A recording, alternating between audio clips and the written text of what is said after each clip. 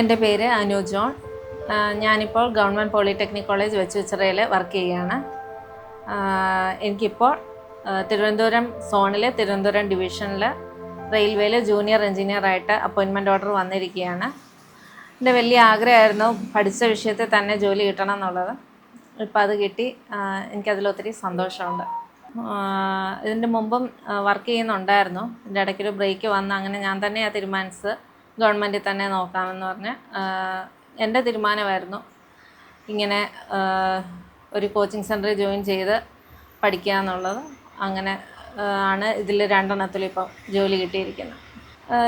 എല്ലാ പരീക്ഷകളും എഴുതുന്നുണ്ടായിരുന്നു. അതിൻ്റെ കൂടെ ഇതിൻ്റെ ഇടയ്ക്ക് വന്നതായിരുന്നു RRBJയുടെ നോട്ടിഫിക്കേഷൻ 2024 വന്നായിരുന്നു. അങ്ങനെയാണ് ഇതും എഴുതാൻ തീരുമാനിച്ചത്. ഇതിന് മുന്നേ ഞാൻ റെയിൽവേയിൽ വർക്ക് ചെയ്തിട്ടുണ്ട്. അതിൻ്റെയും കൂടി കാരണം കൊണ്ടായിരിക്കാം ഞാൻ വന്നപ്പം ഈ നോട്ടിഫിക്കേഷൻ ഇത് അപ്ലൈ ചെയ്തത്. നോട്ടിഫിക്കേഷൻ വന്നു കഴിഞ്ഞ് പഠിത്തം തുടങ്ങിയിരുന്നു. പിന്നെ അത് കഴിഞ്ഞ് സിലബസ് കിട്ടിയപ്പോൾ സിലബസ് എടുത്താണ് ഞാൻ എല്ലാ സബ്ജക്റ്റും ഓരോ ടോപ്പിക് വൈസ് പഠിക്കുകയായിരുന്നു. അത് തന്നെ ടഫായിട്ടുള്ള ടോപ്പിക്ക് ആദ്യം പഠിച്ച് തീർത്തു. കാരണം അവസാനത്തേക്ക് വെച്ചാൽ അത് ചിലപ്പോൾ തീരെയെല്ലാം തോന്നിയുകൊണ്ട് ടഫായിട്ടുള്ളത് ആദ്യം തീർത്തു. പിന്നെ ഉള്ളത് അങ്ങനെ റിവിഷൻ വീക്ക്ലി വെച്ചിട്ട് പിന്നെ മോക്ക് ടെസ്റ്റ് എഴുതുന്നുണ്ടായിരുന്നു. അങ്ങനെ പോർഷൻ തീർക്കുമായിരുന്നു. ഞാൻ ഇതിന് നോട്ടിഫിക്കേഷൻ വന്ന് അപ്ലൈ ചെയ്തിരിക്കുമ്പോൾ കൊച്ച് പഠിക്കുകയാണ്, LKGയിൽ പഠിക്കുകയാണ്. അപ്പം കൊച്ചിനെ സ്കൂളിൽ വിട്ടിട്ടുള്ള ടൈമിൽ പഠിക്കും. പിന്നെ വന്നു കഴിഞ്ഞ് അത്യാവശ്യം വർക്കെല്ലാം വീട്ടിലെ ഹൗസ് ഹോൾഡ് ചോർസ് എല്ലാം കഴിഞ്ഞ് ഉള്ള ടൈമിൽ ആണ് പ്രിപ്പയർ ചെയ്തുകൊണ്ടിരുന്നത്. അങ്ങനെ ഇന്ന ടൈം പഠിക്കാൻ വേണ്ടി മാറ്റി വയ്ക്കുമല്ല, ഫുൾ ടൈം നമ്മൾ ഇതിനു വേണ്ടി തന്നെ ഇരിക്കുമായിരുന്നു. അപ്പം കിട്ടുന്ന സമയം പഠിക്കുക, അതായിരുന്നു എൻ്റെ ടൈം മാനേജ്മെൻറ്റ്. ടൈമിന് ബുദ്ധിമുട്ട് കുറവുകളുണ്ട്. അതിപ്പം വർക്ക് ചെയ്യുന്നവർക്കും അതേ പ്രശ്നം തന്നെ കാണും. അല്ലെങ്കിൽ ഇതുപോലെ മക്കളുള്ളവർക്ക് അതിൻ്റെ ടൈമിൻ്റെ ഒരു കുറവുണ്ട്. അതുപോലെ തന്നെ എനിക്കും ആ ടൈം ഹാൻഡിൽ ചെയ്യാന്നുള്ളതൊരു ബുദ്ധിമുട്ടുണ്ടായിരുന്നു. പിന്നെ ഉണ്ടായിരുന്നത് നമ്മുടെ മെൻ്റൽ സ്ട്രെങ്ത് ആയിരുന്നു. ഇത് പഠിച്ച് തീരുമോ ഇല്ലയോ എന്നുള്ളതായിരുന്നു വേറൊരു ടെൻഷൻ. ഇത് എങ്ങനെ കംപ്ലീറ്റ് ചെയ്യുമോ, കട്ട് ഓഫ്, അങ്ങനെയുള്ള മനസ്സിൻ്റെ കുറച്ച് അത് ഓവർകം ചെയ്യുക എന്നുള്ളതായിരുന്നു വേറൊരു ബുദ്ധിമുട്ട്. ബാക്കി അങ്ങനെയുള്ള പ്രശ്നങ്ങളെല്ലാം ഓവർകം ചെയ്യാൻ എൻട്രി ഒത്തിരി ഹെൽപ്പ് ചെയ്തു. മെൻറ്റർ ഉണ്ടായിരുന്നത് കൊണ്ട് എന്തോരം പോർഷൻ ആയെന്ന് ചോദിക്കുകയും പഠിക്കണം എന്നുള്ള മോട്ടിവേഷൻ തരാനായിട്ട് എൻട്രിയുടെ മെൻറ്റർ ഉണ്ടായിരുന്നു, ഭാഗ്യ മിസ് ഉണ്ടായിരുന്നു. അത് കാരണം അത് കുറേയൊക്കെ ഓവർകം ചെയ്തു.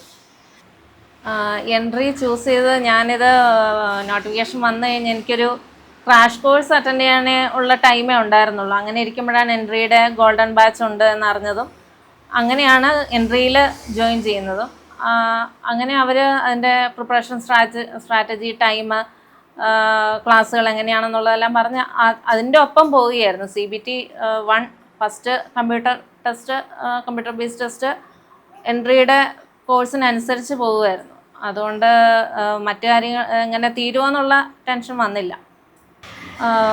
എൻട്രിയുടെ ഗോൾഡൻ ബാച്ചിൽ ചേർന്ന് കഴിഞ്ഞ് CBT 1 അവരുടെ കോഴ്സിൻ്റെ കൂടെ തന്നെ പോകുമായിരുന്നു. അതിൻ്റെ കൂടെ എൻ്റെ കയ്യിൽ ഉണ്ടായിരുന്ന ഗൈഡ് ഞാൻ ഫോളോ ചെയ്യുന്നുണ്ടായിരുന്നു. പക്ഷേ ആപ്റ്റിറ്റ്യൂഡൊക്കെ ഒത്തിരി ഹെൽപ്പ് ചെയ്തത് എൻട്രിയുടെ കോഴ്സായിരുന്നു. അത് കഴിഞ്ഞ് CBT 1 റിസൾട്ട് വന്നു കഴിഞ്ഞ് 1 മാസം ഉണ്ടായിരുന്നുള്ളൂ CBT 2. അതും ഇതിൻ്റെ ഒപ്പം തന്നെ പോയി. എൻട്രിയുടെ ഹെൽപ്പ് കൊണ്ട് അതും പാസ്സാകാൻ പറ്റി. ശരിയാകിയല്ല, അല്ലെങ്കിൽ ഇത് കംപ്ലീറ്റ് ആവുമോ, പോർഷൻ കംപ്ലീറ്റ് ചെയ്യാൻ പറ്റുമോ, എക്സാമിൻ്റെ ടൈം മാനേജ് ചെയ്യാൻ പറ്റുമോ എന്നുള്ളത് എല്ലാവർക്കും, എനിക്കെന്നല്ല എല്ലാ കാൻഡിഡേറ്റിനും ഒരുപോലെ തോന്നുന്ന ഒരു ഡൗട്ടാണ്. അതെനിക്ക് കുറേ വർഷങ്ങളായിട്ട് എക്സാം എഴുതിക്കൊണ്ടിരിക്കുന്നുണ്ട്. അതൊരു നോർമൽ പ്രോബ്ലം ആയിരുന്നു എനിക്കത്. ആ ക്വസ്റ്റ്യൻസ് നമ്മുടെ മനസ്സിലോട്ട് വരിക എന്നുള്ളത് എപ്പോഴും ഉള്ളൊരു കാര്യമാണ്. അത് കാരണം അങ്ങനെ വരുമ്പോൾ മെൻറ്റർ ഉണ്ടായിരുന്നത് കൊണ്ട് മെൻറ്ററിൻ്റെ സപ്പോർട്ട് ഉണ്ടായിരുന്നു, വീട്ടുകാരുടെ സപ്പോർട്ട് ഉണ്ടായിരുന്നു, ഹസ്ബൻഡിൻ്റെയൊക്കെ സപ്പോർട്ട് ഉണ്ടായിരുന്നതുകൊണ്ട് അവർ തന്നെയാണ് നമ്മളോട് പറയുന്നത് ഇത് അങ്ങനെയുള്ള ചിന്തകൾ മാറ്റി വെച്ച് പഠിക്കുക എന്ന് പറഞ്ഞ്, അങ്ങനെ ആ ചിന്തകളെ മാറ്റി വെച്ച് പഠിച്ചപ്പോഴാണ് പോർഷൻ കംപ്ലീറ്റ് ചെയ്യാൻ പറ്റിയത്. സാധാരണ ഉണ്ടാകുന്നൊരു ഡിലേ RRBക്ക് ഉണ്ടായിരുന്നില്ല. പെട്ടെന്ന് തന്നെ റിസൾട്ട് വന്നു. അങ്ങനെ പെട്ടെന്നാണ് അറിയുന്നത് നമ്മൾ സെലക്റ്റഡ് ആയെന്നുള്ളത്. ഒത്തിരി സന്തോഷമായിരുന്നു. ഫാമിലിക്കും ഫ്രണ്ട്സിനും എല്ലാവരും ഒത്തിരി സന്തോഷം പങ്കുവെച്ച് എല്ലാവരും ഹാപ്പിയാണ്. ടെക്നിക്കൽ ഓൾറെഡി ഞാൻ ടെക്നിക്കലാണ് ക്വസ്റ്റ്യൻസ് എക്സാം പ്രിപ്പയർ ചെയ്തുകൊണ്ടിരുന്നത്. അതുകൊണ്ട് ടെക്നിക്കൽ ഓൾറെഡി ഒരു ബേസ് ഉണ്ടായിരുന്നതുകൊണ്ട് ആണ് 1 മന്ത് ഗ്യാപ്പേ CBT 1 റിസൾട്ട് വന്നു കഴിഞ്ഞാൽ നമുക്ക് കിട്ടിയുള്ളൂ. അപ്പം അത് കഴിഞ്ഞ് പഠിക്കുക എന്നുള്ളത് ബുദ്ധിമുട്ടുള്ള കാര്യമാണ്. അപ്പോൾ ഒരു ബേസ് ഉണ്ടായിരുന്നു. ആദ്യമേ തന്നെ ടെക്നിക്കൽ കവർ ചെയ്തിട്ടുണ്ട്, ഒരുവിധം എല്ലാം കവർ ചെയ്തിട്ടുണ്ടായിരുന്നു. പിന്നെ CBT 1-നാണ് ടൈം എടുത്തത്. ആവശ്യത്തിന് ടൈം നോട്ടിഫിക്കേഷൻ വന്നു കഴിഞ്ഞാൽ ടൈം കിട്ടിയായിരുന്നു. അപ്പോൾ രണ്ടിൻ്റെ പ്രിപ്പറേഷൻ സ്ട്രാറ്റജി വേറെയായിരുന്നു. ജനറൽ അവയർനെസ്സിന് ജനറൽ സയൻസ് വരുന്നതെല്ലാം NCERT ബുക്ക് പിന്നെ എൻട്രിയുടെ കോഴ്സും ഫോളോ ചെയ്തായിരുന്നു. NCERT ബുക്ക് ഞാൻ അതിൻ്റെ ഒപ്പം നോക്കുന്നുണ്ടായിരുന്നു. ജനറൽ അവയർനെസ് ഈ വീഡിയോ തന്നെ എൻട്രിയുടെ വീഡിയോ കേൾക്കുന്നുണ്ടായിരുന്നു. അതിൻ്റെ കൂടെ എൻ്റെ കയ്യിലുണ്ടായിരുന്ന ഗൈഡും ഇപ്പോൾ നമുക്കൊരു റിവിഷന് വേണ്ടിയിട്ട് ഗൈഡും നോക്കുന്നുണ്ടായിരുന്നു. CBT 1 റിസൾട്ട് വന്നു കഴിഞ്ഞ് 1 മാസമേ ഗ്യാപ്പ് ഉണ്ടായിരുന്നുള്ളൂ. ഞാൻ പ്രിപ്പയർ ചെയ്തുകൊണ്ടിരുന്നതുകൊണ്ട് ഓൾറെഡി നമ്മുടെ കയ്യിൽ അത്യാവശ്യം അറിയാവുന്ന കാര്യങ്ങളൊക്കെ ഉണ്ടായിരുന്നു. പിന്നെ അതൊന്ന് റിവൈസ് ചെയ്യാനുള്ള ടൈമൊക്കെ നമുക്ക് 1 മാസം കൊണ്ട് കിട്ടുള്ളൂ. അപ്പോൾ CBT 1 റിസൾട്ട് വന്നല്ലേ CBT 1 കഴിഞ്ഞ് പഠിക്കാനുള്ള ടൈമില്ല. അതിന് മുന്നേ തന്നെ നമ്മൾ CBT 2 ടെക്നിക്കൽ നമ്മൾ പ്രിപ്പയർ ചെയ്തിരിക്കണം. പഠിക്കുന്ന സമയത്ത് ഞാനൊരു ഇത്രയും ടൈം കഴിഞ്ഞാണ് എനിക്കൊരു വർക്ക് ചെയ്ത് കഴിഞ്ഞ് പിന്നെ ഒരു ഗ്യാപ്പ് വന്നിട്ടാണ് ഇതിന് പ്രിപ്പയർ ചെയ്യുന്നത്. അപ്പം ഡിസ്ട്രാക്ഷൻ എന്ന് പറയുന്നൊരു കാര്യമില്ലായിരുന്നു. നമുക്ക് ടൈം കിട്ടുക എന്നുള്ളതായിരുന്നു ഏറ്റവും വലിയൊരു കാര്യം. ടൈം കിട്ടുന്നത് തന്നെ വലിയൊരു കാര്യമാണ്. നമുക്ക് പഠിക്കാൻ സമയം കിട്ടുക എന്നുള്ളത്. കാരണം കൊച്ചിനെ സ്കൂളിൽ വിട്ടിട്ട് മറ്റു കാര്യങ്ങൾ കഴിഞ്ഞിട്ട് നമുക്ക് പഠിക്കുക എന്നുള്ളതേ ഉള്ളൂ. അല്ലാതെ ഡിസ്ട്രാക്ഷൻ എന്നൊരു കാര്യം എനിക്കില്ലായിരുന്നു. RRBJE പഠിക്കാൻ ഓരോരുത്തർക്കും ഓരോ ഓരോ ആൾക്കാരെ ഡിപ്പെൻഡ് ചെയ്തിരിക്കും. ബേസുള്ളവർക്ക് 2-3 മാസം മതിയായിരിക്കും. അത്രയും മതിയെന്നാണ് ഞാൻ മനസ്സിലാക്കുന്നത്. അത്യാവശ്യം കുറേ ബേസ് ഉണ്ട് എങ്കിൽ അത് മതി. അതല്ലെങ്കിൽ ഒരു നോർമൽ 1 ഇയറൊക്കെ ടൈം എടുത്താണേലും പഠിച്ചു തീർക്കാവുന്നതാണ്.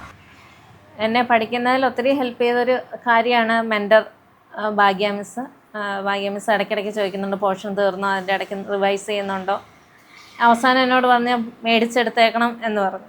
ഞാനതിന് ഉറപ്പും കൊടുത്തിരുന്നു. അതിന് ഒത്തിരി സന്തോഷമുണ്ട്. ഇപ്പോൾ അത് മിസ്സിനെ പറയാൻ, മിസ്സിൻ്റെ പേര് മെൻഷൻ ചെയ്യാൻ പറ്റിയതിൽ, ഇപ്പം ഇങ്ങനെ കിട്ടിയതിലും ഒക്കെ ഒത്തിരി സന്തോഷമുണ്ട്. എനിക്ക് ടൈം കുറവായിരുന്നുകൊണ്ട് ഞാൻ ഗോൾഡൻ ബാച്ചാണ് എടുത്തത്. നോർമൽ ബാച്ചാണ് എല്ലാം ഫോളോ ചെയ്ത് പോകാനും ടൈംലി അത് കംപ്ലീറ്റ് ചെയ്യാനും പോർഷൻ കംപ്ലീറ്റ് ചെയ്യാനും ഒക്കെ നല്ലത് നോർമൽ ബാച്ച് തന്നെയാണ്. പിന്നെ ഇതുപോലെ എനിക്ക് മറ്റ് ടെസ്റ്റുകൾ ഉണ്ടായിരുന്നതുകൊണ്ട് ആ സമയത്ത് ടൈം കുറവായിരുന്നതുകൊണ്ട് ഗോൾഡൻ ബാച്ച് ആ സമയത്ത് ലക്കിലി എനിക്ക് ജോയിൻ ചെയ്യാൻ പറ്റി. രണ്ടും നല്ലതായിരുന്നു. പക്ഷേ നോർമൽ ബാച്ചിന് പറ്റുമെങ്കിൽ അതിന് ജോയിൻ ചെയ്യുക എന്നുള്ളതാണ്. അപ്പോൾ നേരത്തെ തന്നെ പ്രിപ്പയർ ചെയ്ത് തുടങ്ങാം എന്നുള്ളതാണ്. പുതുതായിട്ട് പാസ് ഔട്ട് ആകുന്ന സ്റ്റുഡൻസ് അല്ലെങ്കിൽ ഇനി പ്രിപ്പയർ ചെയ്യാൻ പോകുന്ന സ്റ്റുഡൻസിനോട് പറയാനുള്ളത്, ടെക്നിക്കൽ നിങ്ങൾ പഠിച്ച സബ്ജക്റ്റ്, അതിപ്പം BTechൻ്റെ ടെക്നിക്കലിൻ്റെ ഏത് ട്രേഡാണെങ്കിലും അതിനുള്ള ചാൻസസ് ഉണ്ട്. നമുക്കിപ്പം ISROയുടെ ആണെങ്കിൽ ഇപ്പം ഡിപ്ലോമ മാത്രം മതിയെന്ന് പറഞ്ഞ് വിളിക്കുന്ന ടെക്നിക്കൽ അസിസ്റ്റൻറ്റ് പോസ്റ്റുകളുണ്ട്. പണ്ട് അങ്ങനെയല്ലായിരുന്നു. ഇപ്പം അത് ഡിപ്ലോമയെ പറ്റുള്ളൂ. അപ്പം BTechകാർക്കുള്ള ISROയുടെ ആട്ടെ, റെയിൽവേ, കേരള PSC, അതിൻ്റെ ചാൻസസും കിട്ടാനുള്ള ചാൻസസും ഉണ്ട്. ഇതിൻ്റെ പുറകെ നമ്മളൊന്ന് ക്ഷമയോടെ ഇരിക്കണമെന്നേ ഉള്ളൂ. പഠിക്കാനിരിക്കണം എന്നുള്ളതാണ്. നമുക്ക് പാസ് ഔട്ട് ആകുമ്പോൾ ഇനി ആ പോർഷൻ വേണോ, ഇനി അത് കണ്ടിന്യൂ ചെയ്യണോ എന്നൊരു ഡൗട്ട് നമുക്ക് വരും. കാരണം ഇത്രയും സബ്ജക്ട്സ് ഉണ്ടല്ലോ. പക്ഷേ വൺസ് നമ്മളിത് പഠിച്ചു കഴിഞ്ഞാൽ പിന്നെ നമുക്കത് പരീക്ഷയാണെങ്കിലും എല്ലാത്തിൻ്റെയൊക്കെ പോർഷൻസ് സിലബസ് എല്ലാം സെയിം തന്നെയാണ്. ഓൾമോസ്റ്റ് എല്ലാം സെയിമാണ്. അപ്പം വൺസ് നമ്മളിത് കംപ്ലീറ്റ് ചെയ്ത് കഴിഞ്ഞാൽ പിന്നെ എല്ലാ പരീക്ഷയും നമുക്ക് ഈസി ആയിട്ട് ക്രാക്ക് ചെയ്യാമെന്നാണ് ഞാൻ മനസ്സിലാക്കുന്നത്. പുതുതായിട്ട് പഠിക്കാനായിട്ട് എക്സാമിന് പ്രിപ്പയർ ചെയ്യുന്ന ഉദ്യോഗാർത്ഥികൾ, കാൻഡിഡേറ്റ്സിനോട് എനിക്ക് പറയാനുള്ളത്, സിലബസ് ആദ്യം എടുക്കുക. അതിനകത്ത് ഏറ്റവും ബുദ്ധിമുട്ട്, നിങ്ങൾക്ക് ഏറ്റവും ഒട്ടും ടച്ചില്ലാതെ ഇരിക്കുന്ന ഏറ്റവും ബുദ്ധിമുട്ടായിട്ട് തോന്നുന്ന പോർഷൻസ് ആദ്യം തന്നെ ടൈമുള്ള സമയം കംപ്ലീറ്റ് ചെയ്യുക. അത് ആദ്യം നമുക്ക് സമയം കിട്ടുന്ന സ്റ്റാർട്ടിങ്ങിൽ പ്രിപ്പയർ ചെയ്യാൻ തുടങ്ങുന്ന സമയം തന്നെ ഏറ്റവും ബുദ്ധിമുട്ടുള്ള സബ്ജക്ട്സ് കംപ്ലീറ്റ് ചെയ്ത് വെച്ചാൽ പിന്നെയുള്ള ടൈമിൽ നമുക്കറിയാവുന്ന ടോപ്പിക് ഒന്ന് റിവൈസ് ചെയ്ത് വിട്ടാൽ മതിയായിരിക്കും. സിലബസ് ഫുൾ കംപ്ലീറ്റ് ചെയ്തിട്ട് റിവൈസ് ചെയ്തിട്ട് മാക്സിമം മോക്ക് ടെസ്റ്റ് ചെയ്തിട്ട് ഏത് എക്സാമിന് പോകുള്ളൂ. എനിക്ക് ഫുൾ മാർക്ക് വേണമെന്ന് വിചാരിച്ച് മാത്രമേ നമ്മളൊരു എക്സാമിന് പോകാവുള്ളൂ. അല്ലാതെ കട്ട് ഓഫ് എന്തായിരിക്കും എന്ന് വിചാരിക്കരുത്. എന്താണോ നമ്മുടെ സിലബസ് തന്നിരിക്കുന്നത് അത് കംപ്ലീറ്റ് ചെയ്യുക, ടൈമിൽ റിവൈസ് ചെയ്യുക, വീക്ക്ലി റിവൈസ് ചെയ്യുക. അതോടൊപ്പം മാക്സിമം മോക്ക് ടെസ്റ്റ് ചെയ്യുക, മാക്സിമം ക്വസ്റ്റ്യൻസ് PYQ ചെയ്യുക എന്നുള്ളതാണ് നമുക്ക് എക്സാമിന് പോകുമ്പോഴും നമുക്ക് കോൺഫിഡൻസ് തരുന്ന കാര്യമാണ് ഏറ്റവും കൂടുതൽ ക്വസ്റ്റ്യൻസ് ചെയ്യുക എന്നുള്ളത്. അപ്പോൾ അത് കംപ്ലീറ്റ് ചെയ്യുക, എത്ര ക്വസ്റ്റ്യൻസ് ചെയ്യാവോ അത്രയും നമ്മുടെ കോൺഫിഡൻസ് കൂടും. ഇനിയുള്ള കാൻഡിഡേറ്റ്സിന്, ഇനി പ്രിപ്പയർ ചെയ്യുന്നവർക്ക് എല്ലാവിധ ആശംസകളും നേർന്നു.